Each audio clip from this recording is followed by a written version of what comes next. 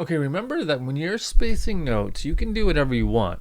What I'm about to tell you is something that just characteristically sounds really good, especially in strings. This is a technique that people have been using for 100 years, hundreds of years, maybe 200, 300 years, 400. Yeah, at this point, yeah, 400, maybe even five. Um, to really make a big, rich, full sound. Okay, that might not be what you want, but if that is what you want, here's how you do it. There's actually a pretty easy little trick. So let's look at the overtone series. If you remember the overtone series, if you took my theory classes, you might know this. If you took some sound design stuff, you might know this.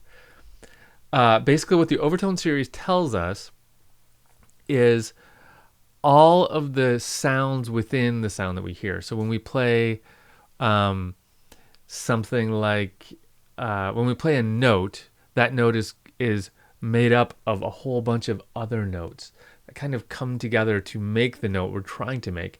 And the way the overtones are structured, that actually gives us timbre. But we're not worried about that right now.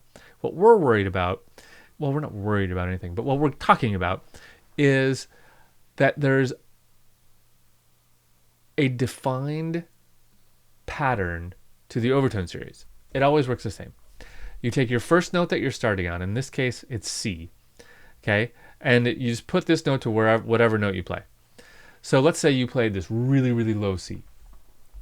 The notes that are within that note that make it up is first it's going to be an octave higher C, and then it's going to be a fifth above that, and then another octave, and then a third, and then another third, and then a flat seven, oddly, and then another octave, and then it starts to go by the scale.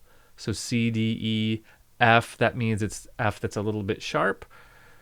G, A flat, we start to get some chromatic notes, and then we're essentially going chromatic. Okay?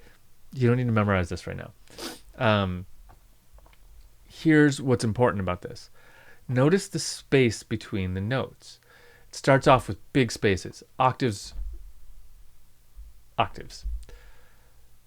As it goes up, those spaces get smaller and smaller until we're just growing chromatically. Okay, so this is just physics. This is how that sound works. Any pitched sound works.